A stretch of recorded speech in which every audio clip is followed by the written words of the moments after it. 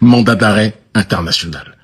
Quelle erreur stratégique, monumentale et fondamentale du camp néocolonial, qui, encore une fois, a visiblement quelques coups de retard, pensant naïvement que leur mandat d'arrêt aura une incidence sur ma personne, comme si nous n'avions pas déjà pris, depuis un certain temps, nos précautions dans ce combat géopolitique que nous menons contre les esclaves dociles de la plantation néocoloniale, néolibérale.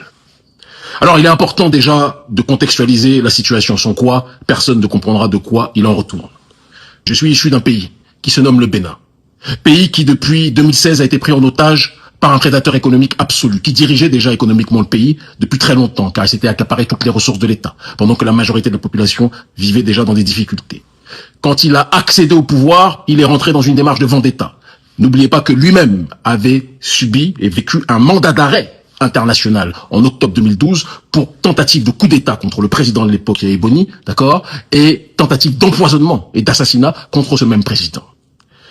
Quand il est arrivé au pouvoir en 2016, Patrice Talon est rentré dans une vendetta politique et dans une accentuation du processus de spoliation des ressources de l'État, de prédation économique absolue, d'injustice sociale qu'il a érigée en religion, d'exclusion systématique de toute force d'opposition des scrutins majeurs aux élections. Au présidentiel, depuis que Talon a pris le pouvoir, il n'a jamais accepté que l'opposition puisse se présenter. C'est très important que l'on puisse quand même le rappeler. Patrice Talon a fait assassiner en 2019 et 2021 des centaines, plusieurs centaines de Béninois qui ne demandaient qu'une chose: le droit de pouvoir voter pour qui ils voulaient et non pas pour des candidats que le président Talon leur imposait.